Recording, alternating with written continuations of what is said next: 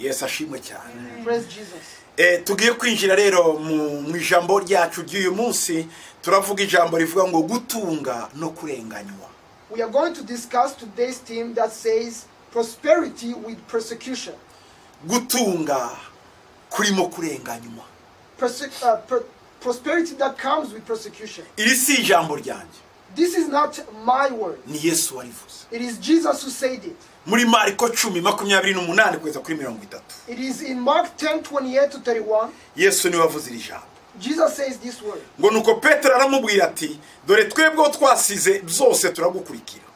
Yesu aramubwira ati, ndababwira ukuri yuko nta wasize inzu cyangwa bene se cyangwa abashikiwe cyangwa nyina cyangwa se cyangwa abana cyangwa amasambu kubwanjye no kubw'ubutumwa bwiza utazahabwa ibi biruta inshuro 100 muri iki gihe cya none, ari amazu, ari bene se, ari bashikibe ndetse n'abanyina n'abana n'amasambu hamwe no kurenganywa, maze mu gihe kizaza akazahabwa ubugingo buhoraho. Amen. Amen. Mark 10:28-31.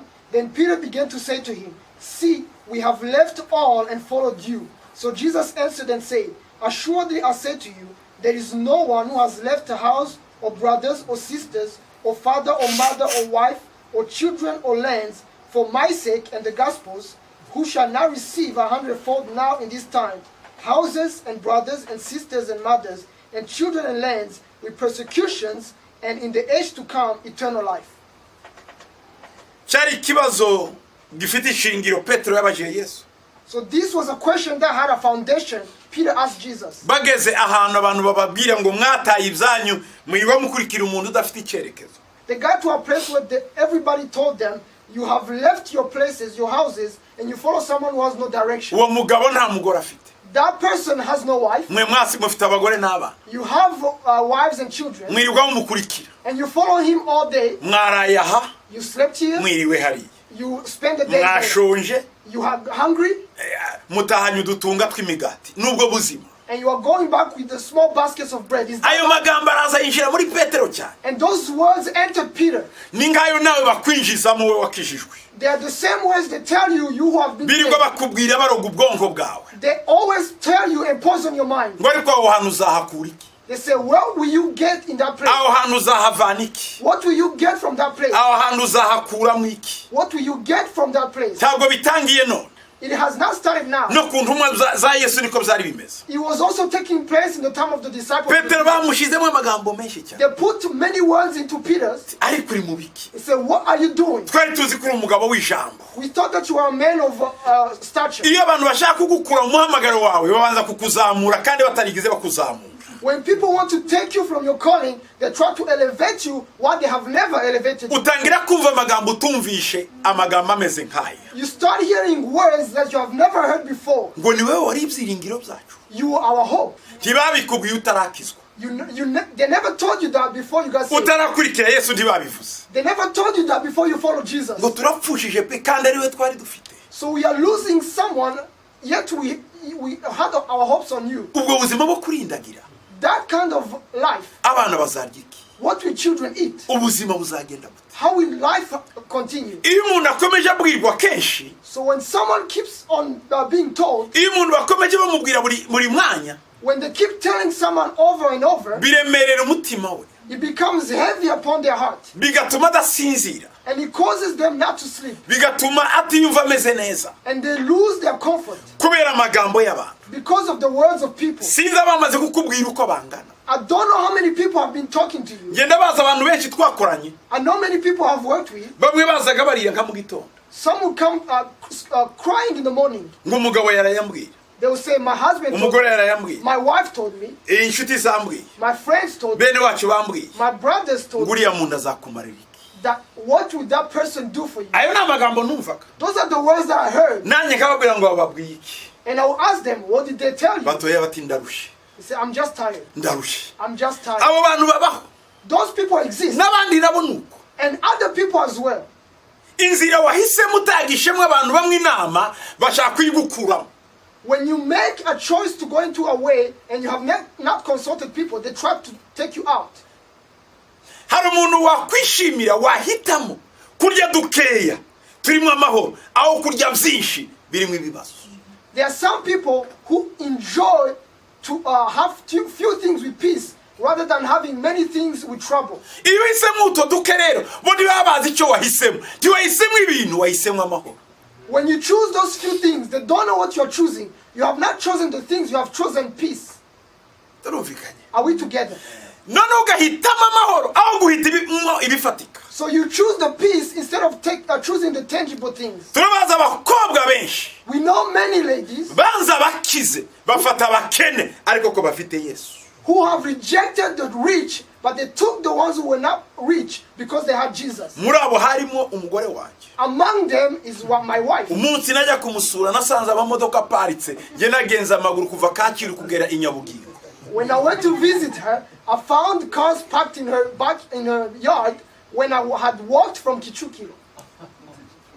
Kacyiru From Kacyiru kugera i Nyabugingo. until Nyabugingo. Aho ni Nyamirambo. That is in Tuyita Nyamirambo. Nyamirambo, tuyita Nyabugingo. We don't call it Nyamirambo, we call it Nyabugingo. Yes. Arambwira ngo niwe nahisemo. And she told me I have Ndabaza chosen you. wambitiye mwiki. And I asked her, why did you choose me? Aravuga ngo nahisemo Yesu. She said, I have chosen Nabonye Jesus. Yesu muri we. I saw Jesus in you.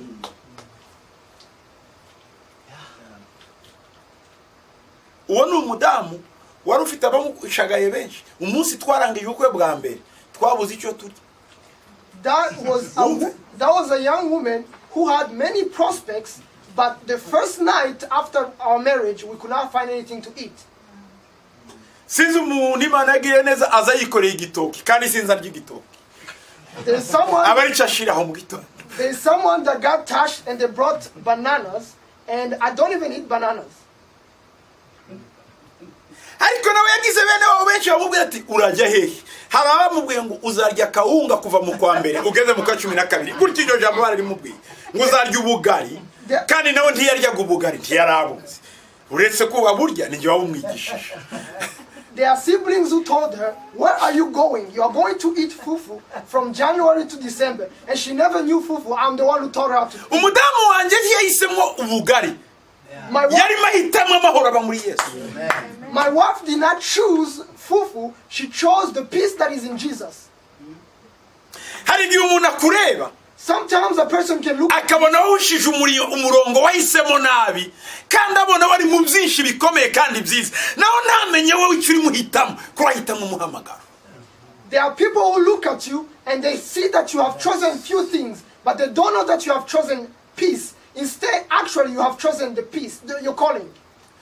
Umuririmbyi w'indirimbo yaravuze ngo wangira umwami w'ishanga riri niriti ngo ariko ngabimbata y'icyaha sinabyemera.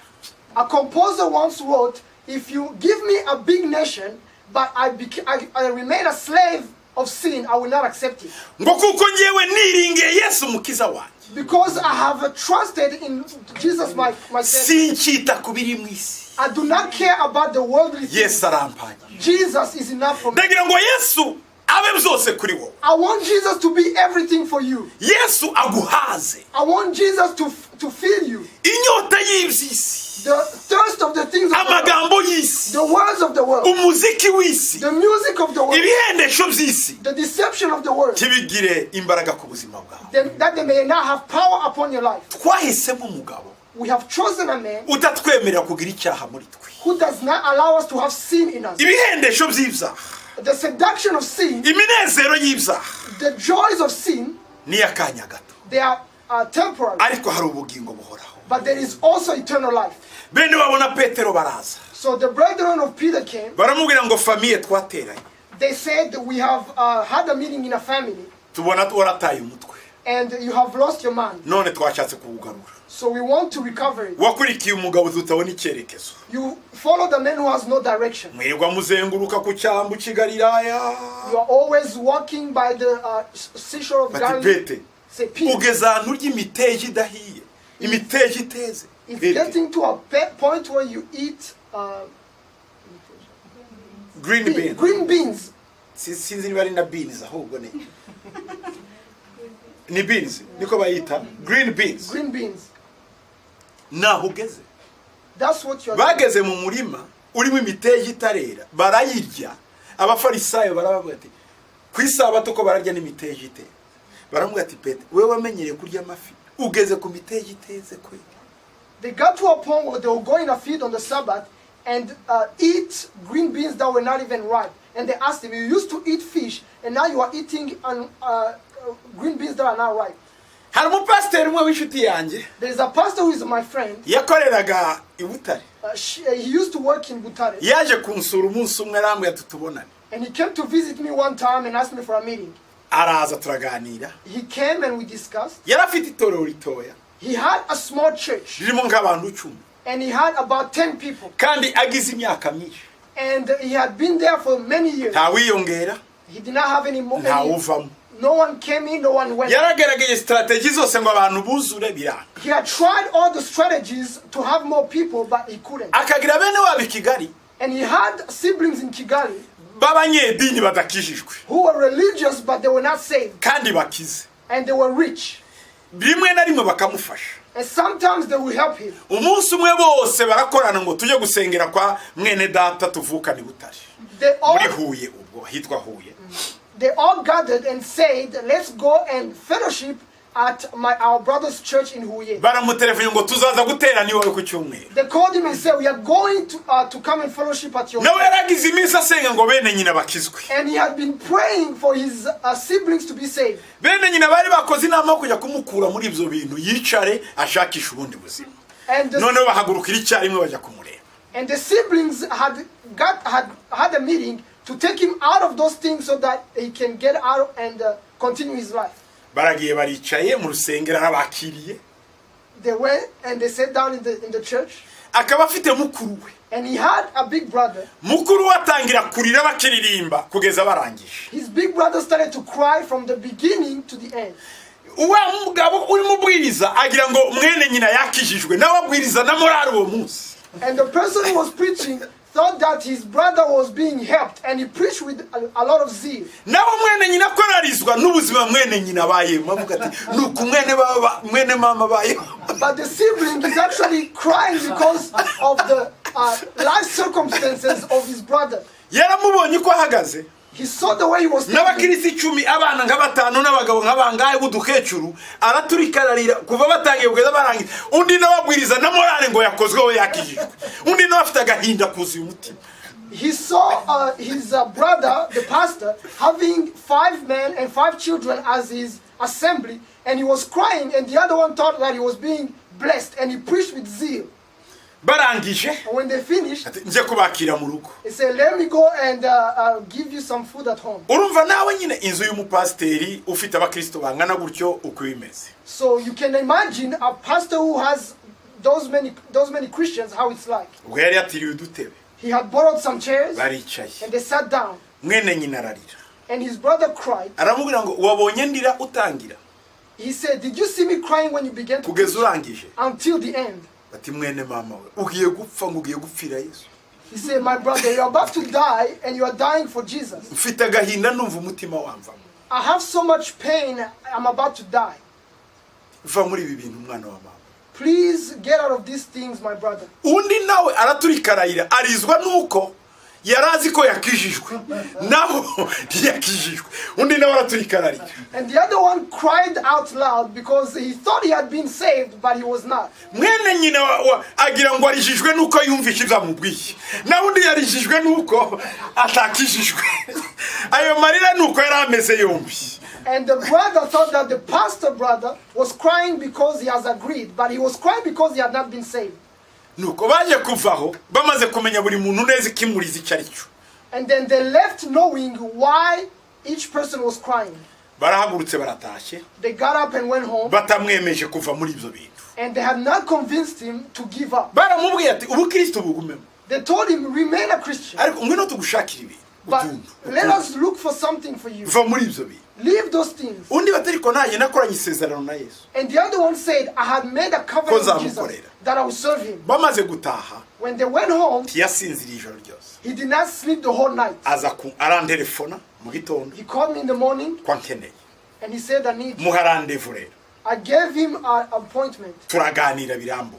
and we discussed for a long time. Uwo si umwe. That's not just one. Ni benshi. It is many people. abantu bagiye bahura n'intambara mu mihamagaro yabo. People who have faced warfare in their calling. Hari bamwe bishwe n'amafamiye yabo kuko banze kuva muri Yesu. There are some who were killed by their own families because they refused to reject Jesus. Hari abagore bakubiswe kugeza inda zivuyemo kuko bagiye gusenga. There are women who were beaten until they had miscarriages because they went to church.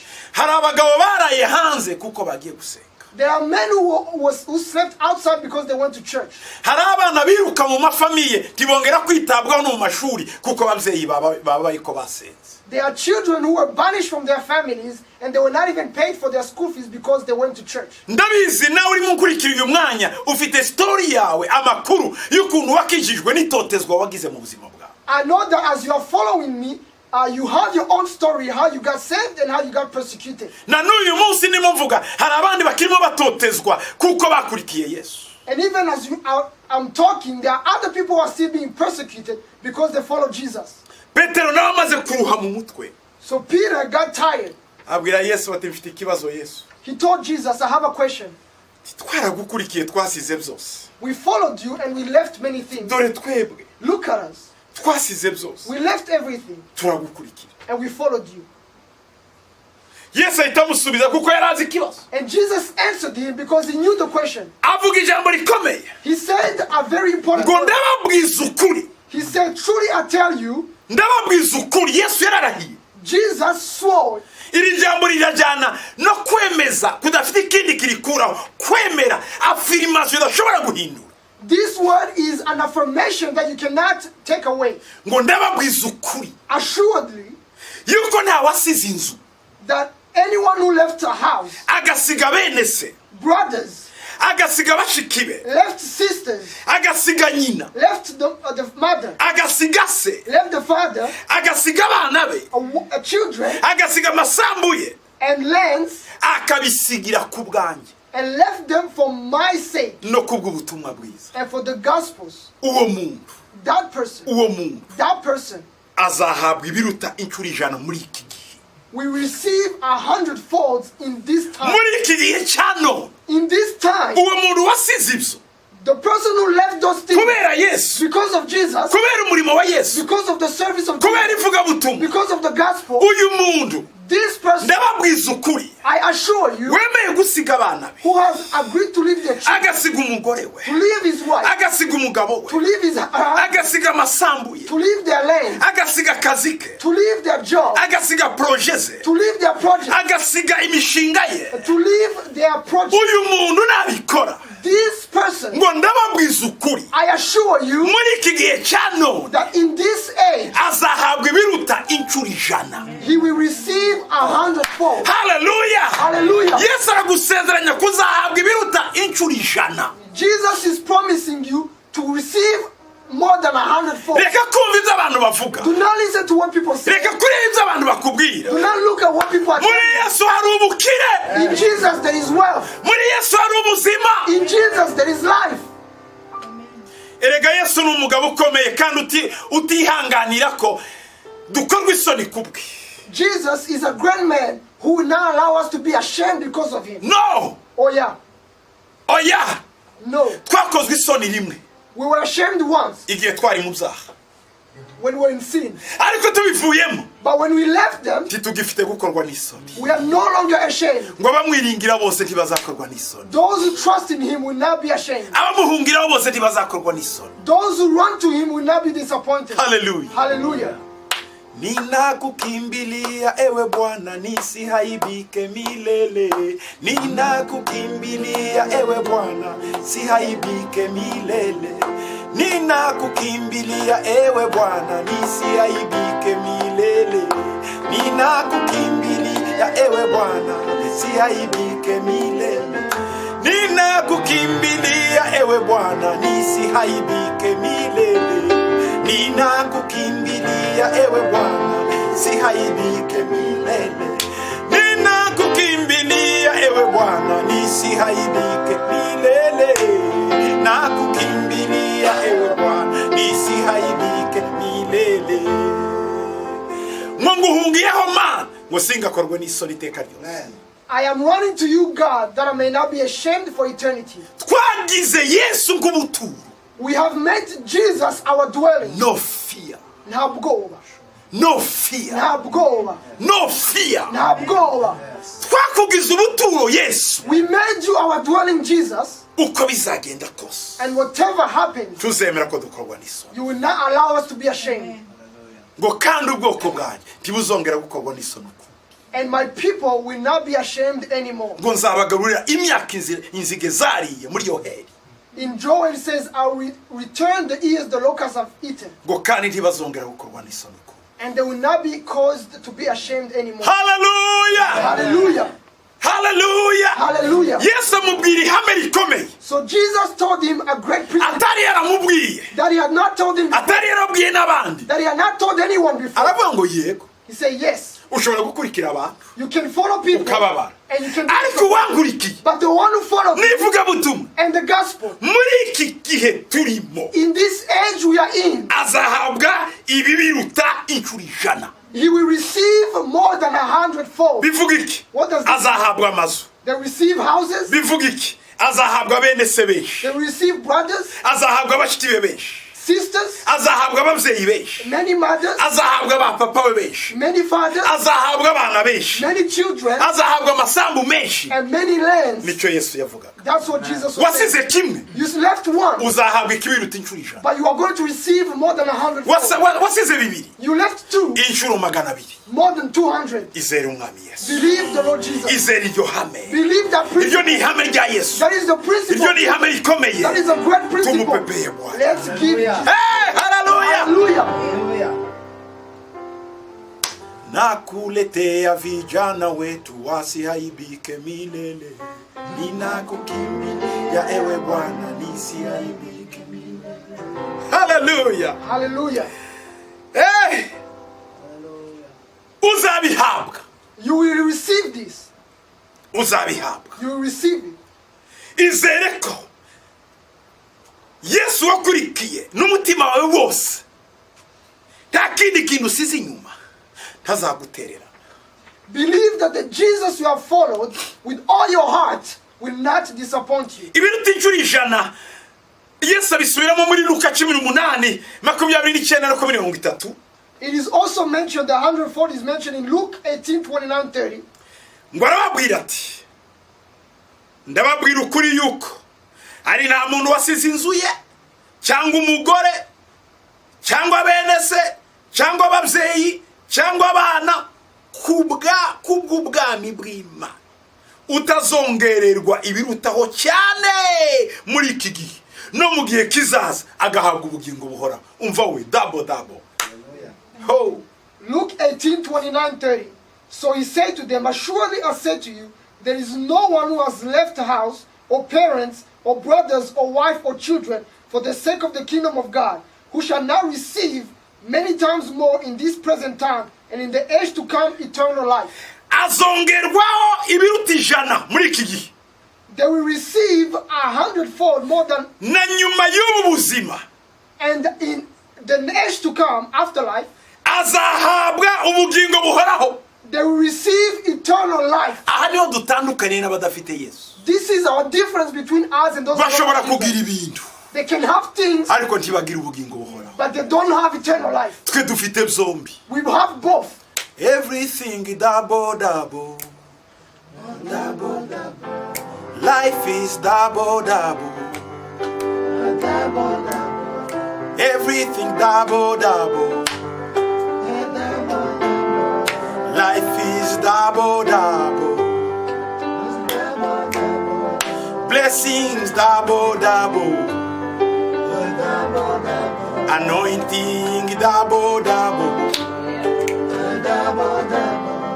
Gifts double. Double. Habwa double. Receive the double portion Muri iki gihe in this time n'igihe kizaza. and in the time to come. Muri iki gihe In this time n'igihe kizaza. and in the time to come. Hallelujah. Hallelujah. Hey! Hey. Yesu shimwa. We praise you, Jesus. Shimwa Yesu. We praise Jesus. Oh. Ibyo ufite nguzongererwaho ibiruta inshuro 100 hanyuma wongere kandi uhabwe ubugingo buhoraho. What you have, you are going to receive more than 100-fold and eternal life. Amen. Amen. Ndagira ngo nkwinginge nongere ngusubizemo imbaraga guma mu kwizera. I want to urge you and to encourage you to remain in the faith. Ndagusubizamo imbaraga ngo I encourage you, reka kwemerera ibihendo by'isi. do not accept the seduction of the world. Shikama muri Yesu. Stand firm in Jesus. Guma muri Yesu. Remain in Jesus. Bunda muri Yesu, ba muri Yesu. Live in Jesus. Abide in Jesus. Nuwagushiku akaguterura ntazagukuremo. Even if they try to pluck you out, they will not be able to. Bunda muri Yesu, ryama muri we. Abide in Him and remain in Him. Hari ibyiza biri imbere. There are good things that are coming. Hari ibyiza bigutegereje. There are good things that are awaiting you. Yesu yongeye akandi kantu gakomeye. Jesus added something very important. Gatangaje. It is actually amazing. Ibyo byose muzabihabwa. He said you are going to receive all those things, Ngo ariko hamwe no kurenganywa. but together with persecution. Aka kantu karababaje. This is very sad. Ariko nukuri Yesu ntaza asiga amavuta. But it is true. Jesus does not talk cheap. Agomba kutubwiza ukuri. He must tell us the truth. Nubwo tuzaba tuguwe neza dufite ibintu. Even though we have many good things, Ariko hazabamo no kurenganwa. but there will be persecution. Turarenganwa nabandi. Who persecute us? N'abatishimiye ko dutera imbere. Those who do not enjoy our prosperity. Turenganwa nabandi. Who persecute us? N'abanga Imana yacu n'agakiza kacu. Those who hate our God and our salvation. Uzi ko abapagani bataza bishimira ko twe tugira ikintu. Do you know Iyo that? umukristo akize baramutuka. Ariko iyo bakize ni normal. Wumve uko kurenganywa Yesu yavuga. Nabona nawe ufite akamodoka ufite inzu n'iki ngo bariya barabeshya. Kuki bo batabeshya? Bumva ko iyo umukristo akize ari affaire. Ni kibazo. Unbelievers are never happy when a Christian prospers. When you have a car, when you have a house, they say you are a crook, you have stolen. They think that a prosperity for a Christian is a deal or a lie. Nigeze umunsi umwe nari mvuye muri ibi bihugu. There was one time I was coming from this country Ngiye muri Afrika mu Rwanda. and I was going back to Rwanda, Noneho nicarana n'umuntu and then I sat down with someone w'umunyarwanda. and that person was Rwandan. Yewe sinari muzi. I did not know the person, Ariko we yaranze. but the person knew me. Yamenye gute? How did he know me? Zenda kuri televiziyo n'ibindi. Maybe on TV. Nabonye ari umunyarwanda turaramukanya turicara. I saw the person was Rwandese. I greeted the person. Nanagiriwe ubuntu bwo kwicara mu ntebe z'imbere. And I was blessed to sit in first class. Abana banje mu mwuka mwari mwanguriye tike y'imbere. My children in the spirit had bought a first class ticket for me. Ngenda nicaye hariya heza. And I went in that first class. Yesu ashimwe cyane. Praise Jesus. Wa mugabo And the man, tumaze kuramukanya after we greeted each other, arambwira ngo nduri Gitwaza. he told me, "Are you not Gitwaza?" Ndamubwira ndi Gitwaza. I said, "Yes, I am Gitwaza." Ngo ngwiye indege iragera y'amahoro. Nuko yambwiye cyane. And he told me, "We are going to reach our destination safely." Ndavuga turagerayo. He said, "Yes, we are going to." Kuko ndamubwira nabisenge. And I told him because I prayed. Ngo nukuri nanjye ndishimye. And he said, "I am very glad." Uzi ijambo rya mbere yambaye? Do you know the first thing he asked me? Ngo ariko se ngo buriya ngo mugira amaturo atuma wakwicara. He said, "Really, do you get offerings that allow you to be in first class?" Ndamubwira turayafite. We said, "Yes, we do." Oui.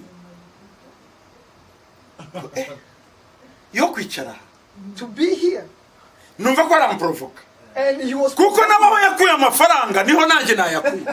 Bumva ko aribo bafite droit yo kurya neza, kwicara neza. Twebwe abarara bakorera Imana duhangayike inyuma. Donc urumva mindset yabisi. Niyo mpamvu badupersekita. Yesu yavuze ngo muzabibona ariko bazabatera amacumu. He provoked me because where he's getting the money, I can also get the money. Their mindset is that they should prosper and we should remain struggling. Jesus said it, you are going to receive them, but you will be persecuted. Narasetse. I laughed, Abona ntacyo bintwaye. and he saw that it wasn't touching me. Arambwira ngo icyo akora. And he told me one thing. Ngo bambuye kuri umuntu mwiza. They told me that you are a good person. Ngo nukuri ngo wasanga ari Imana itumye ko twicarana. Truly, it could be God that has allowed us to sit together. Arambwira ngo nubwo nakubwiye kuriya ngo ndabizi ko ufite amafaranga menshi. And he told me, even though I mentioned those things to you, I know you are very wealthy. You have not a ngo lot of none money. mfite projet yo gukora uruganda muri Zambia. So I have a project to start a company in Zambia. Nabuze umuntu w'umwizerwa twakorana kandi washiramo kapitali ihagije. And I cannot find someone I can trust to invest in my company. Akuramo computer. And he took out the computer. Ambwiye ibintu. He told me many Anyeretse ibintu. He showed me many things. Company yari ya miliyoni hafi 5 z'amadolari. It was about $5 million company. Arambwira ngo ndagusaba ngushiremo 50 nanjye nzashakisha yandi 50. He asked me to put 50% and he's going to also look for 50%. Tugiye tuganira. And we continue to discuss. Ndamubwira ngewe sinajya muri ubucuruzi. And I told him I cannot do this trade or this business. Amafaranga yanjye. My money nayo gukora mu bwami bw'Imana. Belongs to the work of the kingdom of God. Yes, sinacuruza. I cannot do business like that. Si bibi. It's not bad. Ndanabikeneye ndabigura. I also need them and the ariko ngewe ama miliyoni yanjye. But my millions. Kuko yavuze ko nkize nanjye nagomba kumwereka ko nkize. Kandi koko ufite Yesu urakize. Yes. Because he told me that I was wealthy and I had to show him that I was wealthy. Actually, when you have Jesus, you are wealthy. Arambwira ngo ese. And he said, ngo ibibyo ntibizaba mu bwami bw'Imana. Can you not do this in the kingdom of God? Ndamubwira yego a condition. I told him yes, but one condition. Ndayashaka ayo mafaranga. I'm going to look for that company. Nawe yashake. You look for yours. Twubaka urwo ruganda. And we are going to build that company. Ariko wemereko. But allow 90% that 90% azaja mu rusengero. Will be going to the church. Hanyuma ngabure nawe 10% byasigaye. Inyungu tware 5 nanjye 5. Nubyemera 2 million turagera Kigali nyaguhe. And they said we are going to take the 5% and I'll take 5% of the profit. And if you agree, we are going to sign the 2 millions in Kigali. 9% kw'icumi 9/10 biraja mu murimo w'Imana. Will be in the work of God. Imwe kw'icumi. And then 1/10 niyo nje nawe dusangira. We are going to share this. And he said, what? Dore mfite yaramwe ngo dore mfite imyaka 65. He told me I am 65 years old. Ubu niho ngiye kuruhira itorero. Am I going to get am I going to invest in the church? Malheureusement yarapfuye. Unfortunately, he passed away. Twavuye tubishuti. We became friends. Ndakumva ko yapfuye. And I heard that he passed away. Twaraganiriye cyane. And we had that ariko iyo principle yamumenye umuti. But that principle broke his heart. Yanyibukije wa muhungu waje kureba Yesu ngo Yesu ngo ndashaka kugukurikira. He reminded me of the young man who came to talk to Jesus and say, I want to follow you. Yes, aramubwira ati waba warakurikije amategeko yose. And Jesus said, have you followed all the commandments? Aravuga ngo yose ndayubaha. He said, I follow all of them. Yes, aramubwira ngo uvuze ukuri. And he said, you are saying the truth. Ati hasigaye aga condition kamwe. But there's only one more condition. Genda ugurisha ibyo ufite byose hanyuma unkurikire. Go and sell everything you have and follow me. Bibiliya iravuga ngo the Bible says ngo umwana w'umuhungu yarababaye ngo atahana gahinda kenshi mu mutima. The young man was hurt and he left with much sorrow. Bakoze ahantu yari yarashize Imana ku butunzi. They touched the place where he had put his God, which is Imana ye bwari ubutunzi. His idol or his God was wealth. Persecution ya mbere abakristo bahura nayo si y'abantu ahubwo nukutimika ubutunzi nukurwana n'ubutunzi bushaka kwiyimika mu buzima bwabo. The first persecution that Christians encounter is to fight against wealth trying to enthrone itself in their life. Kuko inyuma y'ubutunzi bwose hari icyuka cy'ikidayimoni bita mamoni. Because behind every riches, behind every wealth, there is a demon called Mammon. Mamoni ashaka kwicara mu mutima ngo bari uramye nturamye Imana. Mammon wants to sit in your heart so that you worship him and you don't worship God. Wumve ko amafaranga ari byo byose. Money, you will understand that money is everything. Niye gukemura ibibazo. It will solve your problem. Tubukinasenga Imana. You don't pray anymore. Ukabikemuza udufaranga. You solve them with money. Ico gihe amafaranga ukisanga yarabaye Imana. At that point, your life or your money becomes God. Idambara ya mbere ikomeye turwana nayo. So the great warfare we must face first. Nukubwira amafaranga ngo hinduka umugaragu umuja wanje. It is to tell money to become our slave. Hanyuma ngukoreshe kubw'umwami. And I'm going to use you for the sake of the Lord. kubw'icyubahiro cy'ubwami Because bw'Imana. for the sake of the honor of the kingdom of God. Hallelujah. Hallelujah. Intambara za kabiri duhura nazo ni iz'abantu. The second warfare we face is from people. Aba ni abantu banga Imana These are people who hate God kandi ni abantu badakunda abantu b'Imana. and people who hate the people of God. Ntibasenga Imana They don't pray God, kandi bashyize mu bitekerezo byabo babyumvisha benshi ko abarokore bagomba kuba abakene. and they have put in their mindset and they have convinced many people that Christians must be poor. Kandi bumvisha abantu ko ukeneye kuba umutagatifu ugomba kuba uri umukene. And they have convinced many people that if you want to be a saint, you must remain poor. Kandi n'abantu benshi mu bakristo barabyakiriye. Iyo umuntu atangiye kugira amafaranga bahita babona ko yaguye.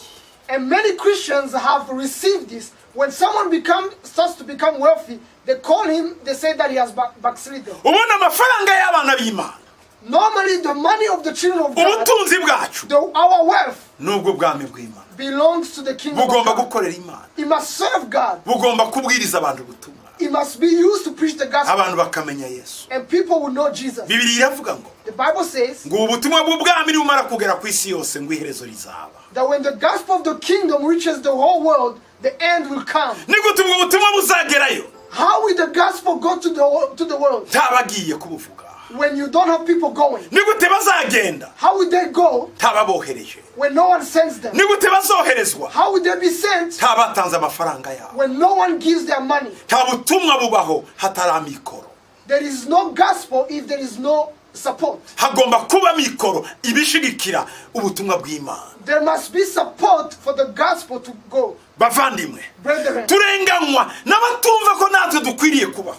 we are persecuted by people who do not believe that we should be wealthy. Imitekerereze yabo Their mindset, bazi ko abantu bakijijwe ari ibigoryi. they say that people who are saved are stupid. Birantangaza cyane. I am amazed. Hari guhura n'umuntu akakubwira ngo naratangaye ngo sinzi ko abarokore bagira ubwenge. Sometimes Donc badufashe k'abantu baparanganye mu mutwe donc tutazi ubururu n'icyatsi, tutazi ubururu n'icyatsi n'umuhondo. there are people, someone who met me told me, I was amazed because I thought Christians were ignorant. They think that we are ignorant and we cannot differentiate blue and yellow. Oya, Yesu afite abizi. Jesus has people who are the Yesu afite intiti. Jesus have geniuses. Barafungura, They invent. baratekereza, They think. bafite ubwenge, They have wisdom. bashobora gukora business, They can do a business. bashobora gutera imbere, They can prosper. bashobora kugira amahoteli, They can have hotels. bagira indege, They can have planes. bagira inganda z'imodoka, They can have companies that manufacture cars. bashobora gukora ibintu bikomeye nk'abandi, They can do great things like other people. bashobora kugira amaresitora akomeye, They can have great restaurants. bashobora kubakisha imihanda, They can build streets. bashobora kuba architect bubaka ibintu bihambaye. They can be great architects. Abakristo babarimo. Christians can be those things. Ariko batwumvishije ko iyo umuntu yabaye umukristo ahita ahinduka umupfapfa. But they have convinced us that someone who becomes a believer becomes a good for nothing. Niyo mpamvu iyo mukoze ikizamini muri babiri wewe ukijijwe undi akaba umupagani, iyo baguye kukijijwe bahita bagusuzugura bakahagaha umupagani kuko bazibana, ariko bazi ko utaziba. That's why when you do an interview, they hire the one who is an unbeliever because they know he's going to cheat with them, but they know that you will not cheat. Kuko twebwe tunyurwa n'ibyo dufite. Because we are content with what we have. Twebwe tunezezwa n'ibyo Imana yaduhaye. We are glad with the things that God has given us. Twebwe twicaye ku isezerano. We are sitting with the promise Ngo nta wasize byose. that no one left everything Utazahabwa who will now receive muri ibi bihe bya none in this time ibirutaho inshuro ijana. more than 100-fold. Duhe Yesu icyubahiro. Let's give Jesus glory. Turarenganywa We are persecuted n'abantu b'iyi si. by the people of this world. Paul yarabivuze muri Timoteyo wa kabiri Paul said this in 2 Timothy 3:12 no 13. 3:12-13. Ngo icyakora n'ubundi abashaka kujya bubaha Imana bose bari muri Kristo Yesu bazarenganywa, kandi abantu babi n'abiyita uko batari bazarushaho kuba babi bayobya bakayobywa. Yes, and all who desire to live godly in Christ Jesus will suffer persecution, but evil men and impostors will grow worse and worse, deceiving and being deceived.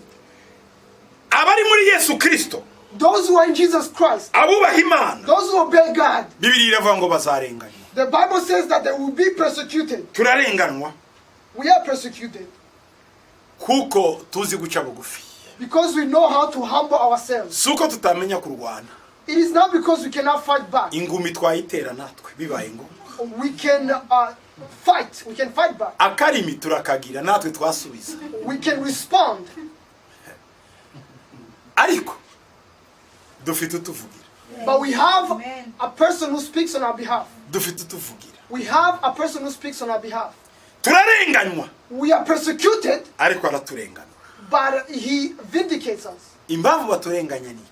The reason why they persecute us is this. Ni amahoro dufite batagira. It is because we have peace and they don't have peace. Bigeze kunyiba isaha muri Kenya, They once stole a watch from me in Kenya. umuntu yanjyanye mu iduka Someone took me to a store asanze ndimo mbwiriza ahantu, and Ku muhanda. he found me preaching on the street. arambwira ngo yafashijwe yankunze, And he said that he has been blessed tremendously. anjyana mu iduka, And he took me to a arambwira store. ngo urebe muri aya masaha isanze hari isaha ya Seiko nziza cyane ifite zahabu basizeho. And I saw a good watch that had like fake gold. No, yari ifite izahabu nziza, Oh, he izahabu bashyizeho had gold. Yes, he had hafi kara 18. actually 18 carats. Noneho arambwira ngo fata iyi saha. And he told me, take this watch. Kumva namubwira ngo yampe kuko ndashonje nje kuryaho, ariko kuko yari yambitiye mu isaha ndayemera. I felt like telling him to give me the money because I was hungry. But since he has chosen to buy me a watch, I agreed. Numva umwuka arambwira ati fata icyo aguhaye. And the Holy Spirit told me, take what he has given me. Kandi nari nshonje pe. And I was very hungry. Iyo saha yayiguze amadolari 120, hari muri 94. And he bought Sinzibagirwe ayo mafaranga asohoka ndeba shonje. And he bought that watch $120, and it was in 1994. I will never forget when that money was being paid while I was hungry. Arayinyambitse ndayambaye. And I put on the watch. Iyo saha narayiraranaga, yari nziza cyane. I would sleep with the watch, Kayibyukana. and I would wake up with the watch. Umunsi umwe ndi mu mujyi Nairobi, And one day I was in Nairobi in the city. narimo nimuka mva ahantu ujya ahandi. I was moving from one place to another. Kugira ngo nzange muri bisi ikurikira nari mfite ibikapo bibiri. And to go to the next bus, I had two luggages. Abasore babankarikiye b'Abakenya, And the young men in Kenya saw me, amabandi yo muri Kenya, the bandits. baransimbiye, umwe aramfashe, ya saha sinzi uko nagize cyo mbona yikuyemo. One took me, and the other one took the watch. Sinzi uko yabigenye. I don't know how he did. Yakoze gutya gusa isaha irataraka. He just touched Niba it. bagira ibyuma mu ntoki byaranyobeye. He touched it, and the watch left my wrist. I don't know if they had instruments. None ngiye gutereka ibikapo hasi ngo mwirukane, mbona abandi babiri biteguye kubiterura. And when I was going to put the luggage down to follow him, I saw two other men trying to take the luggage. Ndabifata mbishira mu maguru naho nitegura kurwana nabo. And I put the luggage between my legs, trying to fight again. Umujuranyi ibisaha ndeba aragenda ngo nk'umuntu uvuye muri restaurant. Donc nta nubwo nta no kwiruka kuko sini bumwiruka inyuma. And the thief took the watch, and he was walking like he was just leaving a restaurant because I could not follow him. Icyanangaje muri Kenya, So what amazed me in Kenya, icyo gihe nta utabaza ngo atabarwe. no one can ask for help. Mvuze induru abantu bose barikomereza bakandeba bakagenda. Ndavuga se iki ni igihugu ki. Nari nzi ko iyo utabaje batabara arakureba akikomereza. I Sinzi screamed, niba muri Kenya ubagitabara ariko kera ntibatabaraga.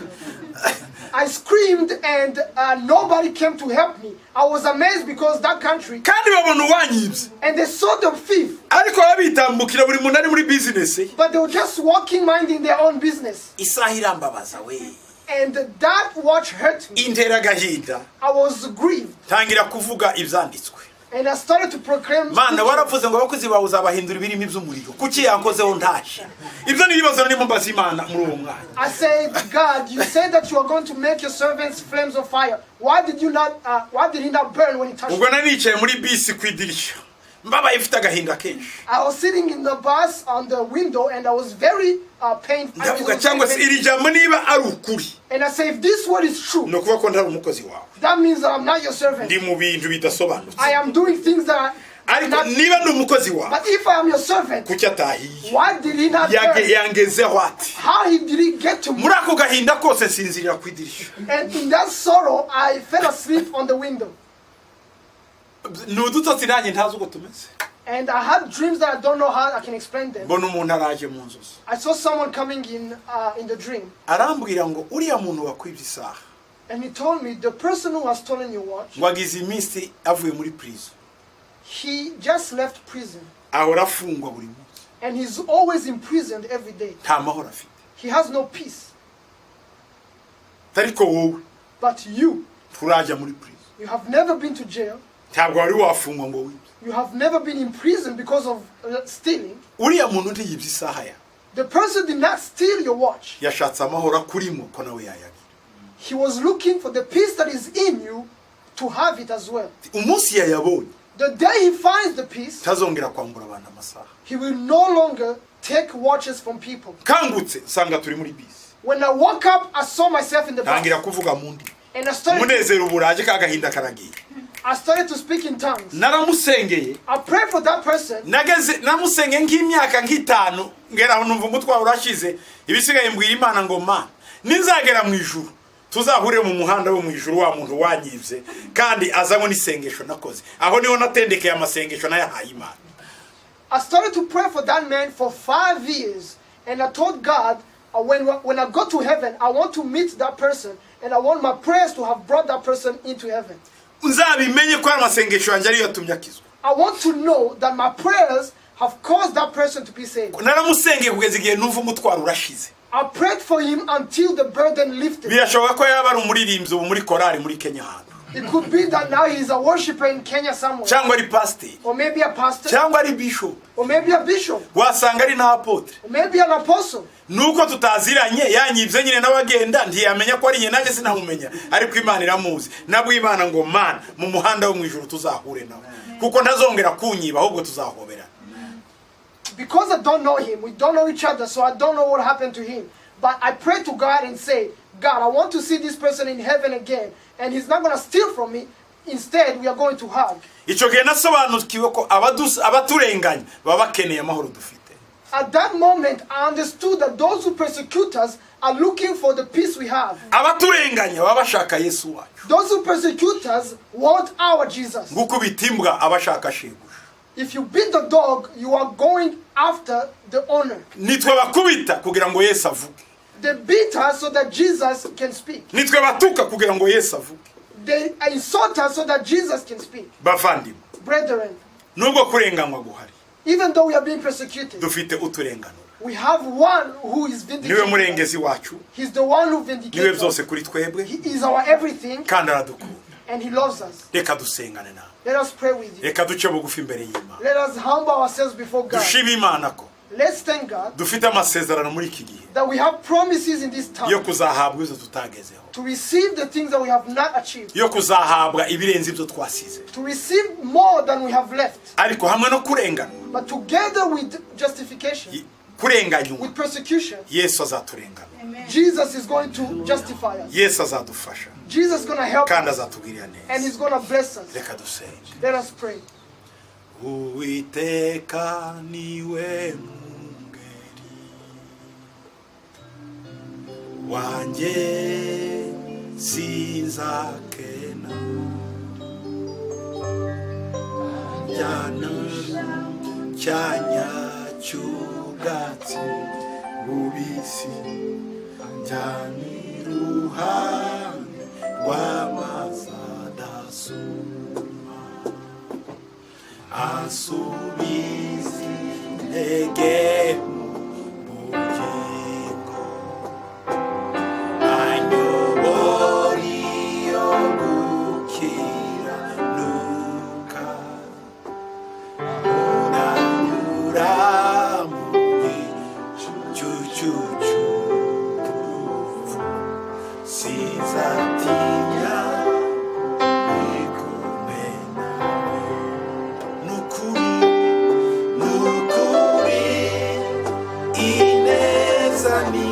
imbabazi bizanyoma w'iminsi yose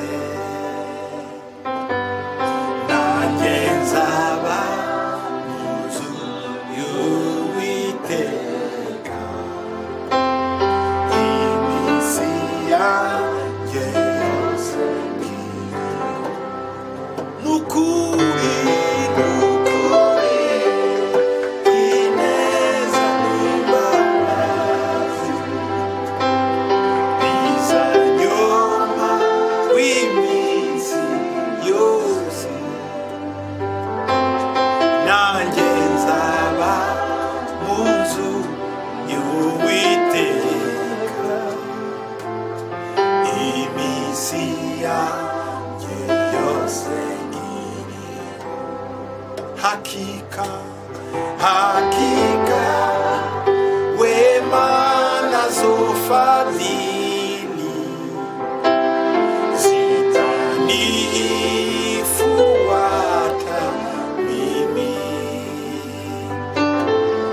nitakaa nyumbani mwa Bwana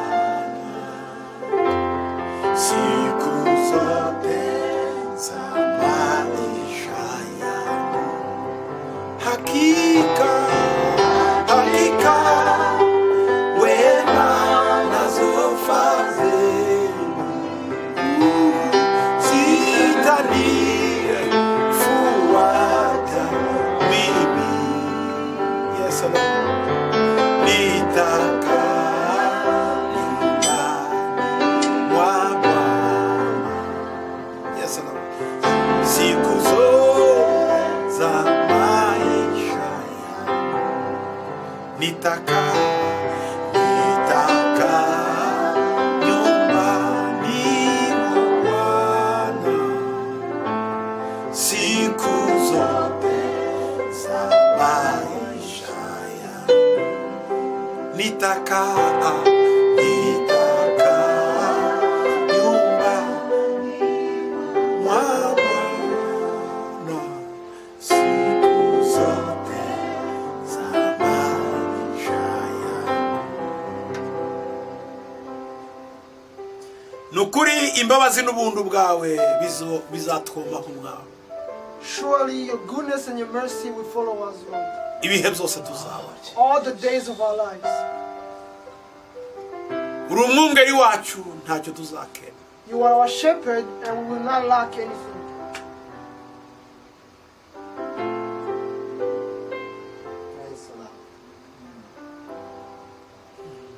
Nukuri imbabazi zawe n'ubuntu bwawe bizatwomaho iminsi yose yo kubaho kwacu.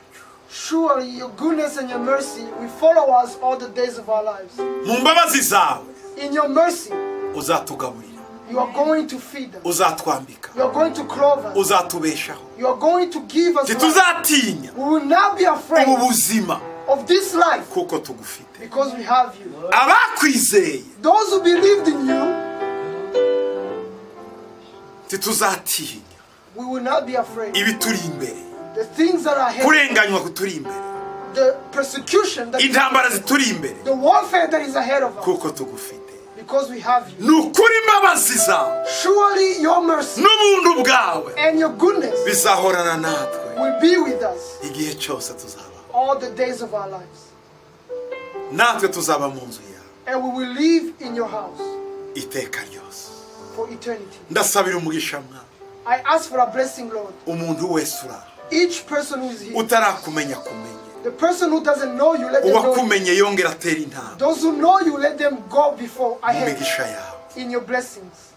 Tugirire neza, Bless us. ubane natwe Be with us uyu munsi n'iteka ryose today and forever. mu izina rya Yesu. In the name of Jesus.